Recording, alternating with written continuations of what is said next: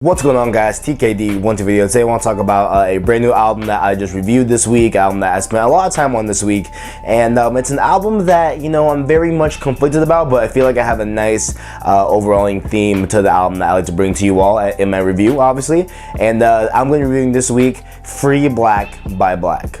And yes, the name's really weird, and if you go look at him on iTunes or go, on Spotify or whatever and look him up, his name is spelled with a number in the front. And so it said Black, but it's just spelled kind of weird, but it's like he's called Black. So it's spelled weird, but his name is actually Black, right? It's said in the song a lot of times, like there's a lot of times in the album where he will refer to himself as Black and as, officially his name, so not to get confused or anything. There is a weird number in his name, but his name is Black. So I've spent around maybe I think 5 days or so on this album, maybe 4 to 5 days on this album, and I have basically whenever I'm at the house or I'm over here just editing and playing games, I've been blasting this album, right? And I've been just going loop after loop, and I can't even tell you the amount of times it is, because like it's such a... The thing about this album is that it is an album at that, but I think it's 11 tracks, and it's around 45 minutes long, right? So it feels in a way like an EP. Like at least for me, for my ways, of how I get to school, how I get to work, I can listen to the entire album usually, by the time I get to school, or by the time I get back from school, or by the time I get to work or back from work. So this album, just goes through very quickly, right? And it's something that it feels just like an EP. Like it just screams EP to me, but I know it's not an EP. Like I know it's a full-on fledged album, but to me it just feels so much like an EP. And I feel like that's the vibe that a lot of people are gonna get when they go into this album, is that they're gonna finish this album and they're gonna be left like, oh, like okay, that's okay, that was quick, right? That was a really quick one. It's just one of those short albums. It's not bad, it's not a thing. I'm just gonna tag on there just so you guys know about this. And the artwork, it can be construed in a lot of different ways, a lot of different things, but like for me, right, mainly in this album, right, he is talking a lot about relationships, and he's talking a lot about, especially in the last track where we are going to get to, the notion of being trapped or being trapped, right now, currently, right? And so, with the artwork, you kind of see him against the edge of a bed, and then a bear is sitting right next to him, right? So I feel like this is kind of a way where he feels, physically trapped, like physically, if he were to try and break out of his trap or break out of his box, he will obviously get mauled by the bear. So that's just a little, tidbit there. That could be me just reading too deep into it, but I found the artwork, very compelling and very unique in a way. Now, going on to the actual guts and the songs within this album, right? So at first, right, so for me first, having my very first run through of the entire album, I felt very much like the album was really, really boring, right? That's just how I felt off the initial bat. I felt like a lot of, the things that were in the tracks before were repeated again, and that is still, pretty much here in my final review, right? I feel like overall, this definitely does feel like an EP. It feels like an EP. It feels like something that, isn't fully polished in a way, but it has a level of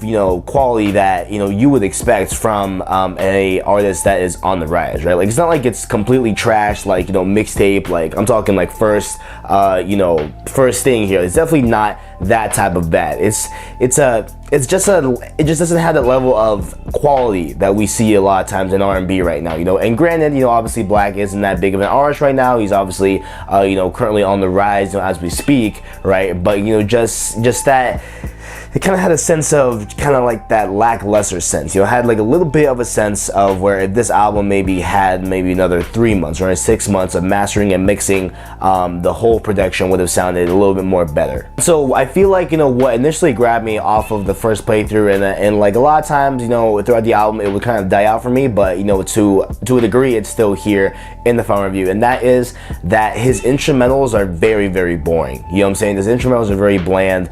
There are a few that pop up for me, like the instrumental on Free. I love that instrumental, but like if we go back to the track right before Free, which is Problems, they both have very, very similar instrumentals. And I feel like it is a lot of times like this, right? And maybe it could have been done for flow reasons, for like, so that way it can flow into Problems, into Free, in a better manner, right? But overall, it just feels like, a lot of these instrumentals, elements of them are being reused a lot in this, and it feels like it feels very, very repetitive in a lot of times in the instrumental. So I definitely give this album. The instrumental is very much a low grade just because of its repetitive nature and its way that it just doesn't stand out. A lot of them do. Like there's obviously a few, you know what I'm saying, but just overall, in a overall sense, a lot of the instrumentals have the same tone, the same vibe, and the same feeling to the instrumental, which leaves the whole entire album feeling a bit mundane and feeling like you've already heard the instrumental that you just heard.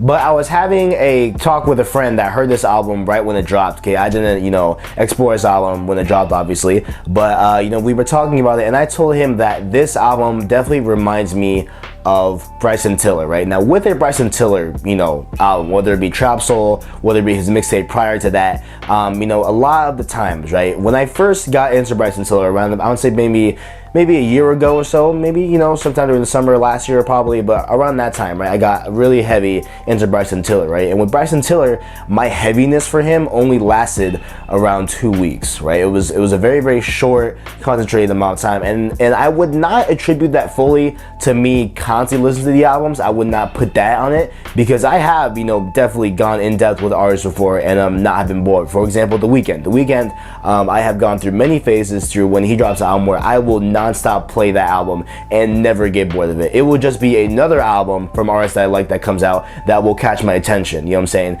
So with this one, what I mean by it having the same type of feel to me personally as a Bryson album is that with Bryson Tiller, right, there comes a point where a lot of his stuff just sounds the same, right? A lot of his songs just sound the same and he's singing the same, and it just comes off as, over time, just as a bland, mundane piece of work overall, right? Not that it's bad. It's not that it's bad. Like, it's just a way of just, there's nothing interesting to the music that can keep me from, that can keep me active within the album, right? It's not like there's anything that is some underlining theme or underlying message. For example, Kendrick Lamar albums. You play a Kendrick album, you can listen to it years later and still pick up something new that you have not heard of, right? And that is something that is definitely not in Bryson Tiller's albums. It's just that they're so surface level things, they want to scratch the surface. It's not anything too deep, and it's not that that's a bad thing. It's not always a bad thing. It's just how it is, right? It's just how it is, okay? And so I feel like with this album, with the 6LACK's album, I'm getting that same type of vibe where it's like there's not really a lot here to dive into this album. There's only enough room to probably get to your knees, you know what I'm saying? So it's not really that deep of this album, and that's not really a bad thing. It's just my overall thoughts on Free Black. And with this whole album feeling like a Bryson album, it feels a lot like Bryson Tiller in a way. Like his style is definitely much like Bryson Tiller, but I also feel like just the overall content of the album is a little bit like Johnny Rain. If you guys know him, Johnny Rain, he's a fantastic R&B artist. He's currently working on an album. I cannot wait for that. I will review that, obviously, but I feel like a lot of the times his tone and really what he's talking about really does to me remind me of Johnny Rain in a way, where it feels like it feels like Black is just a mix of Bryson Tiller, his sound, and Johnny Rain's content, right? Like Johnny Rain, what he speaks about, what he talks about, right? The way he talks about what he's talking about is very much like Black in this case, right? They both kind of borrow the same things, and overall I feel like Free Black is definitely very, very good. It's definitely a good album. It's just I do have those issues where it just feels like the instrumentals are pretty repetitive, and overall it just feels like you will go to a song, listen to the instrumental, listen to the lyrics, and feel like you've already heard before. Like this whole album kind of feels a little bit like deja vu from other things I've heard from other artists, right? And obviously Black is an artist, okay? He gets borrowed inspiration from other people, right? That's not I think that's really the point of being an artist, is being inspired by other things around you and having your own little twist on it, right? And there's definitely a twist on this album, okay? It's very much there is a sense of uniqueness in this album, like in a degree, but overall there's just a lot of things that sound like things I've heard before. Like this sounds like nothing new, really. So I guess I'll take this theme, right?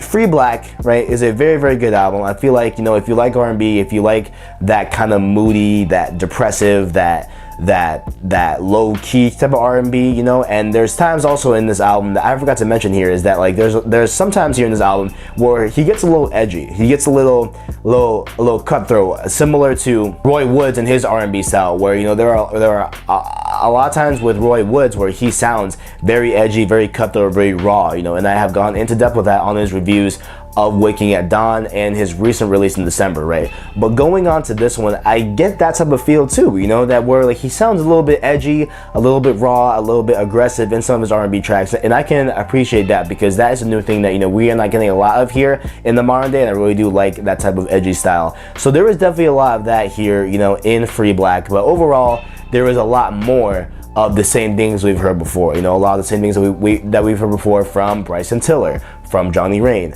from, you know, a bunch of other artists that, you know, are kind of seen within this album that you will see. I feel like, you know, definitely my favorite track out of this whole entire album is definitely Free. I love the instrumental on it. It's one of the instrumentals that very much are unique in a way, and they're very much not like any other instrumental that's on the album, right? I definitely like that. And also there is the last track. Now I want to touch base on this real quick, you know what I'm saying, because I want to keep it kind of concise control for you guys.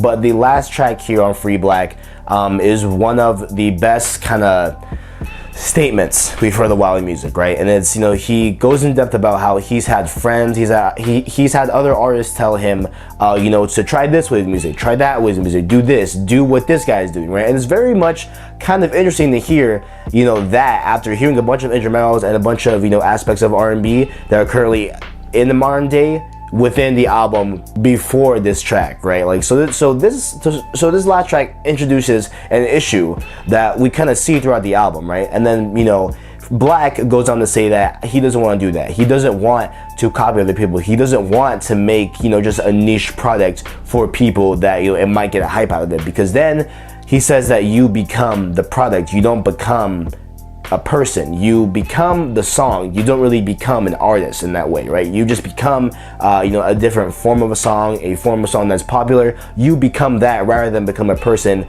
you know, spewing out what he feels inside, and, you know, being an artist and creating, right? Very much one of the most, you know, notable messages we have here on Free Black, and I definitely do love that statement because I feel like, you know, a lot of people can relate to that in a way. If you are a content creator, if you make music, there's a lot to take from that last track. So I definitely do appreciate the last track, and that definitely is you know, arguably the highlight of the album. I do love the track Free, but I feel like this one, just because of the message, is such a highlight to this album. It's something that you guys should all listen to, and I do implore you all, check out this album. I really did, you know, enjoy my time with it. Aside from the mundaneness and the, you know, the repetitive nature that is within this album, I feel like if you get past that, there's something here to obviously like. And of course, Free Black here is on iTunes and Spotify, so you go check it out, and it also is available for streaming on Apple Music, so make sure to go check that out as well. And as in my time, that was my review on Black's Free Black. It's kind of a tongue twister, but if you guys enjoyed, make sure to leave a like, subscribe, share all this down below. I appreciate all the feedback you give me. Thanks for watching, and as always, I got you.